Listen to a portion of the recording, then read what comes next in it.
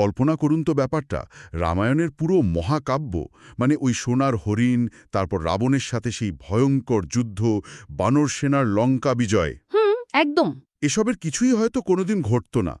শুনলে হয়তো অবাক লাগতে পারে, মানে যদি না পর্দার আড়ালে থাকা এক কিশোরীকে সম্পূর্ণ গোপনে এক রাজনৈতিক চুক্তির অধীনে অন্য রাজ্যে পাঠিয়ে দেওয়া হতো। হ্যাঁ, ঠিক তাই। আর আজকের এই তথ্যসূত্রের গভীর অনুসন্ধানে আমরা ঠিক এমনই এক অধ্যায় নিয়ে আলোচনা করব, যা শুনলে রামায়ণ সম্পর্কে প্রচলিত ধারণা একেবারেই বদলে যাবে। মানে রীতিমতো একটা ধাক্কা লাগার মতো ব্যাপার। একদম।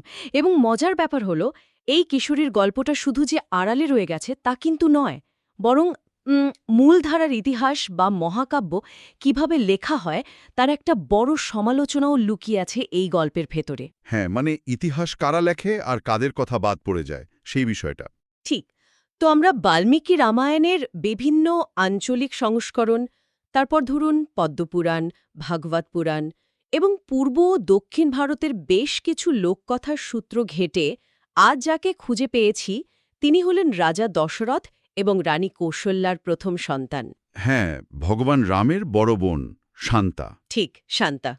কিন্তু মানে এই শান্তা চরিত্রটি তো আমাদের প্রতিদিনের রামায়ণ পাঠ বা আলোচনার মধ্যে সেভাবে আসেই না।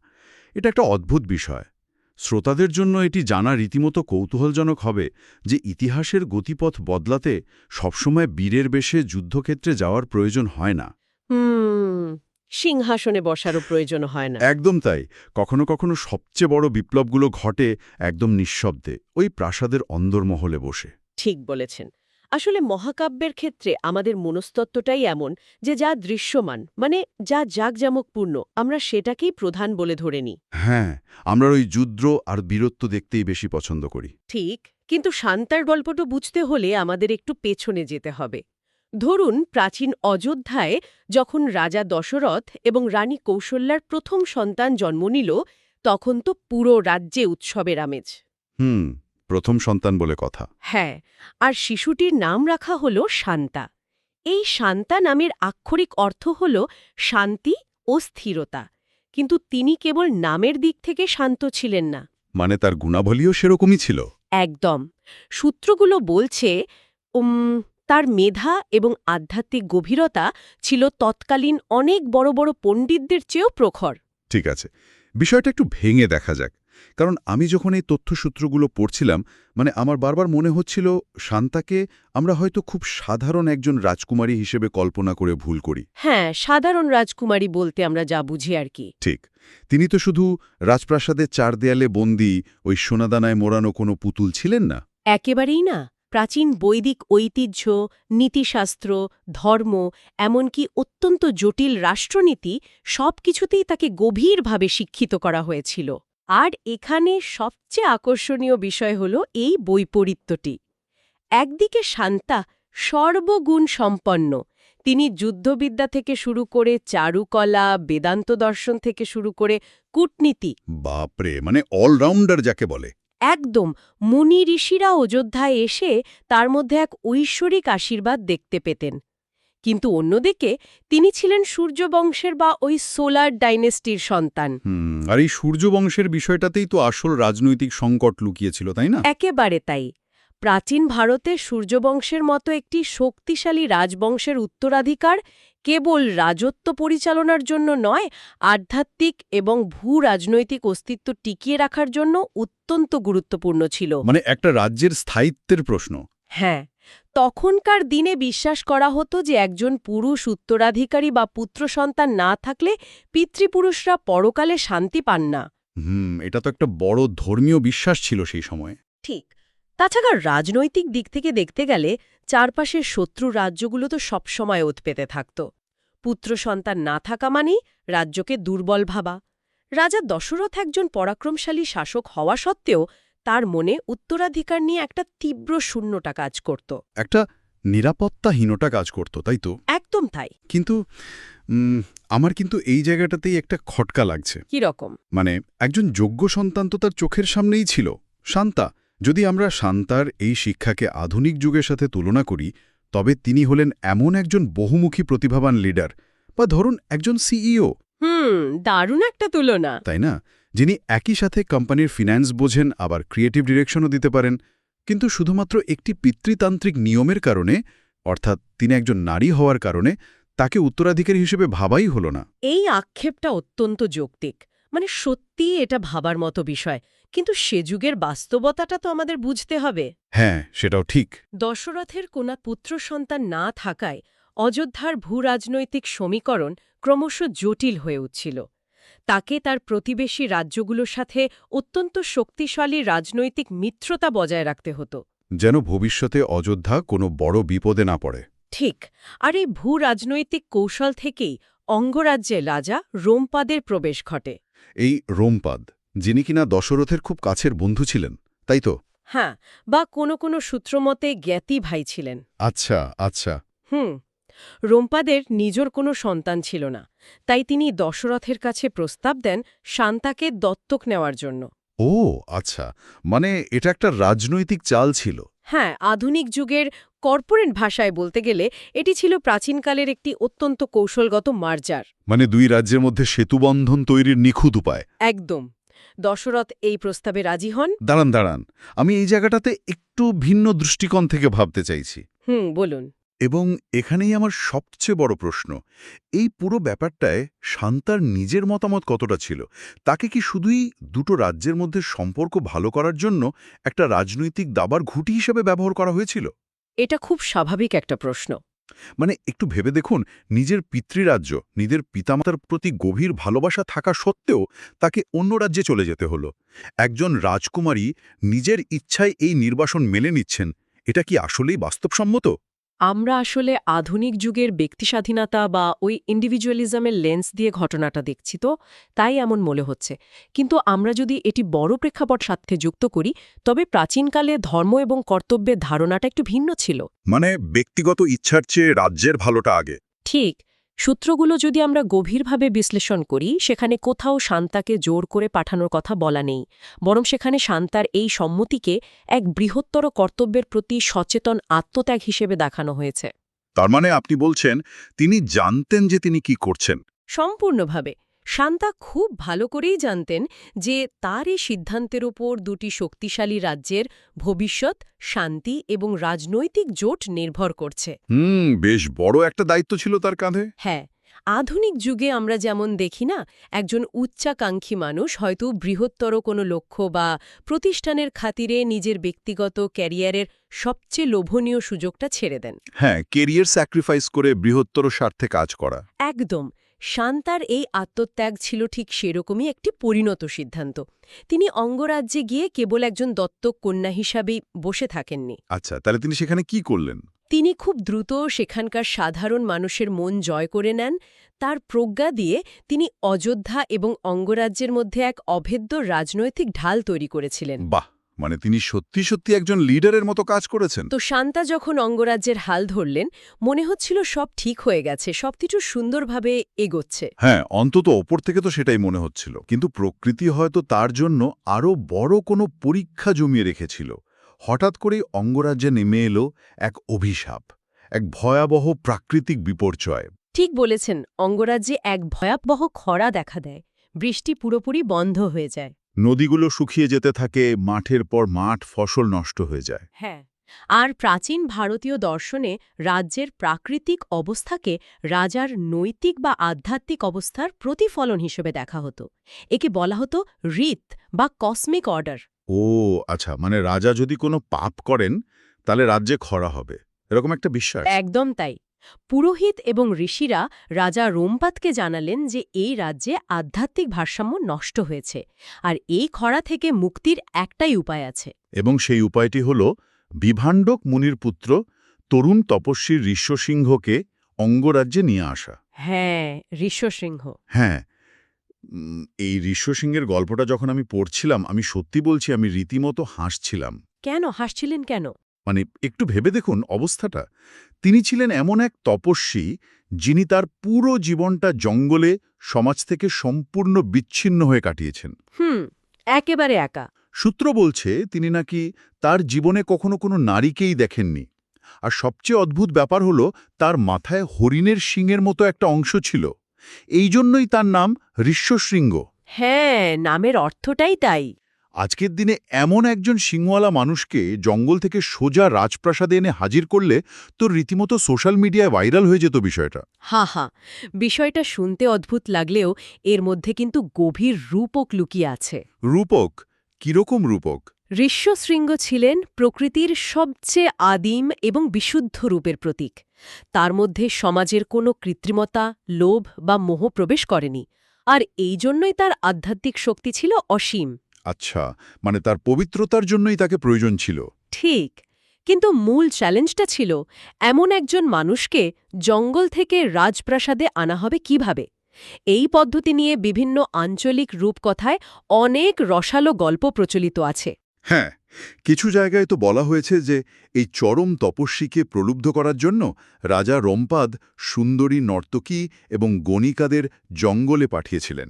ঠিক, ওই জায়গাতেই আমাদের সতর্ক হতে হবে, কারণ মূলধারার আধ্যাত্মিক ঐতিহ্য এবং প্রাচীন অনেক টেক্সট সম্পূর্ণ ভিন্ন এবং অনেক বেশি মর্যাদাপূর্ণ কথা বলে। মানে এই নর্তকী পাঠানোর গল্পটা সব জায়গায় নেই। না, বরং বলা হয়েছে কোনো নর্তকী নয়, শান্তা নিজেই অত্যন্ত বুদ্ধিমত্তার সাথে এই দায়িত্ব পালন করেছিলেন। শান্তা কোনো স্থূল প্রলোভন হিসেবে যাননি। তাহলে তিনি কিভাবে ঋষ্যসিংহকে রাজি করালেন? তার নিজের যে বুদ্ধিবৃত্তিক গভীরতা, পবিত্রতা এবং আধ্যাত্মিক শক্তি ছিল, সেটাই ঋষ্যসিংহকে আকর্ষণ করেছিল। এখানে বিষয়টা সত্যিই খুব রোমাঞ্চকর হয়ে ওঠে।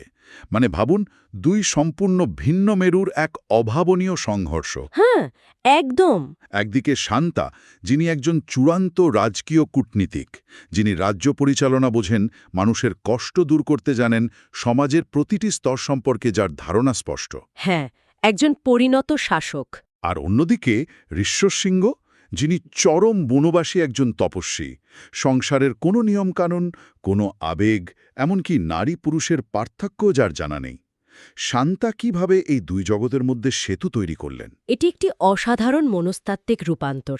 শান্তা ঋষ্যসিংহকে ধোঁকা দেননি, বরং তিনি খুব ধীরে ধীরে, অত্যন্ত মমতার সাথে একজন বনবাসীকে মানবীয় আবেগ, সামাজিক দায়িত্ব এবং রাজকীয় দুনিয়ার সাথে পরিচিত করিয়েছিলেন। মানে তাকে একটু একটু করে সমাজের সাথে মানিয়ে নিতে সাহায্য করেছিলেন। ঠিক তাই, এই যে একটা বুনো বিশুদ্ধতার সাথে রাজকীয় প্রজ্ঞার মিলন, এটাই ছিল সেই অনুঘটক যা প্রকৃতির রুক্ষতাকে শান্ত করেছিল। বাপরে, কি দারুণ একটা ব্যাপার! বলা হয়, ঋষ্যশৃঙ্গ যখন শান্তার হাত ধরে অঙ্গরাজ্যে পা রাখলেন, আকাশ ভেঙে বৃষ্টি নামল, খরা কেটে গেল, রাজ্যের মানুষ যেন নতুন জীবন ফিরে পেল। আর এরপরই রাজা রম্পাদ কৃতজ্ঞতা স্বরূপ শান্তার সাথে ঋষ্যশৃঙ্গের বিয়ে দেন। কিন্তু এই বিয়েটাকে কি আমরা শুধুই একটা রাজকীয় পুরস্কার হিসেবে দেখব? এটি একটি গুরুত্বপূর্ণ প্রশ্নের জন্ম দেয়। একেবারেই না, এটি কেবল দুজন মানুষের বিয়ে ছিল না। তাহলে এর পেছনে বৃহত্তর কোনো অর্থ ছিল? এটি ছিল শাসন ব্যবস্থা এবং আধ্যাত্মিকতার এক অপূর্ব সমন্বয়। একদিকে ত্যাগের জীবন, অন্যদিকে রাজকীয় দায়িত্ব। এই দুটোর একটা নিখুঁত ভারসাম্য। ব্যালেন্স করা। আধুনিক যুগে অনেক নারী তাদের কর্মজীবন, বৃহত্তর সামাজিক দায়িত্ব এবং পারিবারিক জীবনের মাঝে একটা ব্যালেন্স বা ভারসাম্য খোঁজার চেষ্টা করেন। এবং অনেক সময় সেটা প্রচণ্ড মানসিক চাপের কারণ হয়ে দাঁড়ায়। ঠিক, শান্তা যেন সেই প্রাচীন যুগে দেখিয়ে গেছেন কিভাবে নিজের প্রজ্ঞা দিয়ে দুটি ভিন্ন জগৎকে এক সুতোয় বাঁধা যায়। তিনি ক্ষমতার লোভ থেকে সম্পূর্ণ মুক্ত থেকে স্বামীর আধ্যাত্মিক সাধনায় পূর্ণ সমর্থন দিয়েছিলেন, আবার রাজকীয় কর্তব্যও ভোলেননি। এই কথাগুলো শুনতে খুবই অনুপ্রেরণামূলক মনে হচ্ছে। মানে সত্যি আজকের দিনের জন্য এটা একটা বড় লেসন। একদম। কিন্তু এই যে অঙ্গরাজ্যে বৃষ্টি নামল, শান্তার বিয়ে হলো, এসব তো অঙ্গরাজ্যের গল্প। আমরা যদি আবার মূল রামায়ণের কেন্দ্রবিন্দু অর্থাৎ অযোধ্যার দিকে ফিরে তাকাই, হ্যাঁ, দশরথের রাজ্যে সেখানে তো সংকট তখনও কাটেনি। রাজা দশরথ তখনও তার উত্তরাধিকারীর অভাবে ধুঁকছেন। সূর্যবংশের ভবিষ্যৎ কি হবে সেই চিন্তায় তিনি দিশেহারা। আর ঠিক এই জায়গাতে শান্তার সেই নীরব আত্মত্যাগের সবচেয়ে বড় ফলটা সামনে আসে। দশরথকে তার পুরোহিত এবং ঋষিরা পরামর্শ দিলেন যে উত্তরাধিকারী পাওয়ার জন্য তাকে একটি বিশেষ যজ্ঞ করতে হবে। যার নাম পুত্র কামেষ্টি যজ্ঞ, তাই তো? হ্যাঁ, পুত্রকামেষ্টি যজ্ঞ। কিন্তু এই যজ্ঞ চাইলেই যে কেউ করতে পারত না। এর মেকানিজম বা পদ্ধতিটা ছিল অত্যন্ত জটিল। আমি যতদূর বুঝতে পেরেছি, এই যজ্ঞের জন্য এমন একজন পুরোহিত প্রয়োজন ছিল যার আধ্যাত্মিক ক্ষমতা অসীম এবং যার মধ্যে পার্থিব কোনো কামনা বাসনা নেই। একদম সঠিক। বিষয়টা অনেকটা আধুনিককালের কোনো অত্যন্ত সূক্ষ্ম এবং জটিল সার্জারির মতো। সার্জারি মানে যেখানে একটু ভুল হলেই বিপদ। হ্যাঁ, যেখানে সার্জনের হাত একটু কাঁপলেই রোগীর মৃত্যু হতে পারে। পুত্রকামেষ্টি যজ্ঞের জন্য এমন একজন মানুষের প্রয়োজন ছিল যার আত্মা সম্পূর্ণ নিষ্কলুষ। বুঝতে পারছি। রাজা দশরথের তো নিজের উত্তরাধিকার পাওয়ার প্রচণ্ড মোহ ছিল। তাই তিনি বা তার সাধারণ পুরোহিতরা এই ঐশ্বরিক শক্তি ধারণ করার যোগ্য ছিলেন না। পুরো ভারতবর্ষে তখন একটাই মানুষ ছিলেন যিনি এই যজ্ঞ সফল করার মতো বিশুদ্ধ শক্তির অধিকারী। এবং তিনি হলেন সেই হরিণের শিংওয়ালা তপস্বী ঋষ্যশৃঙ্গ। ঠিক তাই। এখন একটু ভেবে দেখুন পুরো সমীকরণটা। শান্তার সাথে ঋষ্যশৃঙ্গের বিয়ে হওয়ার কারণেই রাজা দশরথ তার জামাতাকে এই অত্যন্ত শক্তিশালী যজ্ঞ পরিচালনার জন্য অযোধ্যায় আমন্ত্রণ জানাতে পেরেছিলেন। ও আচ্ছা, মানে এই পারিবারিক সম্পর্কর জন্যই তিনি এসেছিলেন।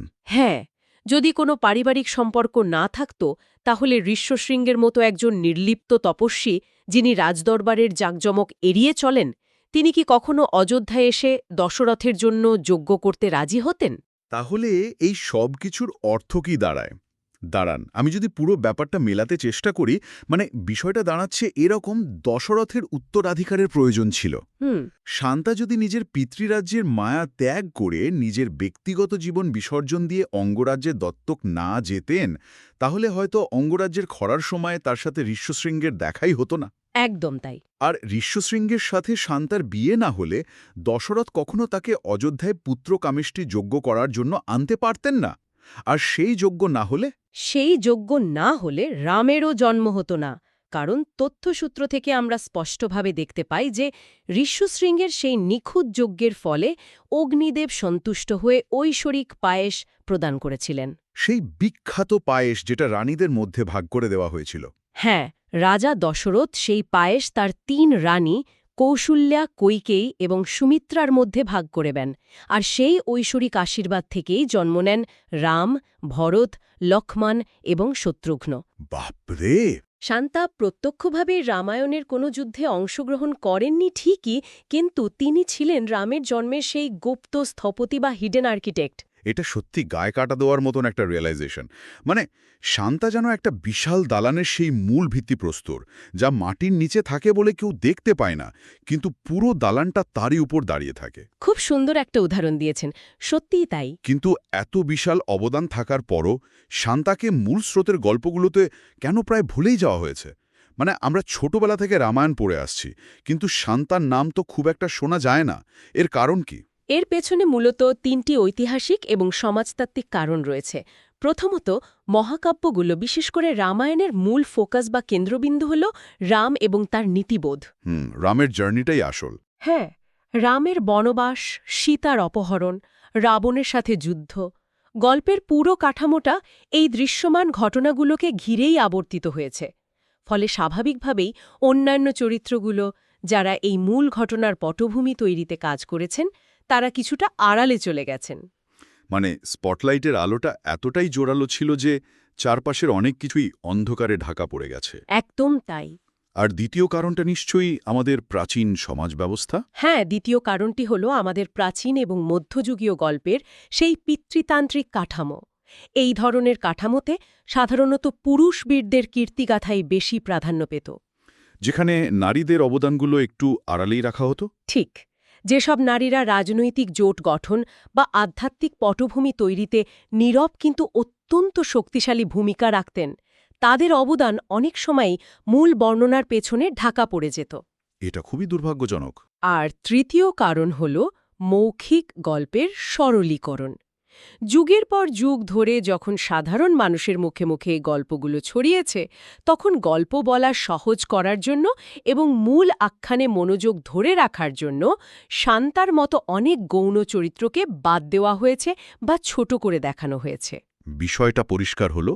তবে কারণ যাই হোক না কেন, তথ্যসূত্র ঘেটে শান্তার এই যে একটা পূর্ণাঙ্গ রূপ আমরা আজ পেলাম, এটি আজকের দিনের সমসাময়িক নেতৃত্ব এবং কর্তব্যের জন্য এক বিশাল শিক্ষণীয় বিষয়। অত্যন্ত গুরুত্বপূর্ণ শিক্ষণীয় বিষয়। তিনি আমাদের শেখান যে একজন সত্যিকারের নেতা বা দায়িত্ববান মানুষ সেই, যে নিজের নামের বা খ্যাতির পরোয়া না করে বৃহত্তর মঙ্গলের জন্য কাজ করে যায়। তার এই নীরব আত্মনিবেদন আমাদের মনে করিয়ে দেয় যে ইতিহাসের চাকাকে ঘোরানোর জন্য সবসময় ক্ষমতার কেন্দ্রে থাকার প্রয়োজন নেই। একদমই তাই। বরং কখনো কখনো নিজের অবস্থান থেকে কোনো হাততালির আশা না করে সঠিক সময়ে সঠিক ত্যাগ স্বীকার করাটাই সবচেয়ে বড় বীরত্ব।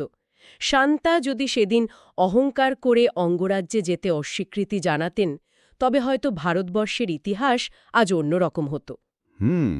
আমরা আলোচনার একদম শেষ পর্যায়ে চলে এসেছি। পুরো তথ্যসূত্রগুলো ঘেঁটে আমরা আজ এটাই দেখতে পেলাম যে কিভাবে একজন প্রায় বিস্তৃত বড় বোন তার নীরব কর্তব্যের মাধ্যমে রামায়ণের পুরো ভিত্তিপ্রস্তর স্থাপন করেছিলেন। সম্পূর্ণ ভিত্তিটাই তিনি তৈরি করেছিলেন। শান্তার জন্ম থেকে শুরু করে তার বৈদিক শিক্ষা, অযোধ্যা থেকে অঙ্গরাজ্যে দত্তক যাওয়া, একটি সফল রাজনৈতিক জোট গঠন, ঋষ্যশৃঙ্গের মতো একজন তপস্বীকে মূল স্রোতে ফিরিয়ে আনা এবং সবশেষে সেই পুত্রকামেষ্টি যজ্ঞ, সবটাই যেন এক সুতোয় গাঁথা এক নিখুঁত মাস্টার প্ল্যান ছিল। হ্যাঁ, একদম। আর এই গল্পটি প্রমাণ করে যে মানুষের সৎ কাজ বা বৃহত্তর কর্তব্যের প্রতি নিবেদন কখনোই বৃথা যায় না। ঠিক, আমাদের মনে হতে পারে যে আমাদের নীরব কাজের হয়তো কোনো মূল্য নেই, কিন্তু সেগুলো কোনো না কোনোভাবে বৃহত্তর কল্যাণে ঠিকই যুক্ত হয়। ঠিক, যেমন শান্তার কাজগুলো পুরো একটি মহাকাব্যের জন্ম দিয়েছিল। একদম তাই। আজই গভীর আলোচনা শেষ করার আগে তত্ত্বসূত্রের বাইরে গিয়েও একটি নতুন চিন্তার খোরাক রেখে যেতে চাই। শ্রোতাদের জন্য এটি অত্যন্ত ভাবনার বিষয় হতে পারে। বলুন। বাল্মীকির রামায়ণ যদি মূলত ধর্ম এবং কর্তব্যের মহাকাব্য হয়ে থাকে, তবে কোনো রাজমুকুট, কোনো সোনার সিংহাসন বা যুদ্ধের ময়দান ছাড়াই শান্তার এই নীরব আত্মত্যাগগুলো কি তাকে পুরো মহাকাব্যের সবচেয়ে নিখুঁত অথচ অস্বীকৃত ধর্মের মূর্ত প্রতীক করে তোলে না? বাপরে, এটা সত্যিই খুব গভীর একটা প্রশ্ন। মহাকাব্যের আলো হয়তো সরাসরি তার ওপর পড়েনি, কিন্তু সেই অন্ধকার জায়গাটায় দাঁড়িয়েই তিনি যে প্রদীপের সলতে পাকিয়েছিলেন, তাতেই আলোকিত হয়েছে পুরো রামায়ণ। শ্রোতাদের জন্য এটি এক বিশাল চিন্তার খোরাক হতে পারে। কথা হবে পরবর্তী কোনো গভীর আলোচনায়।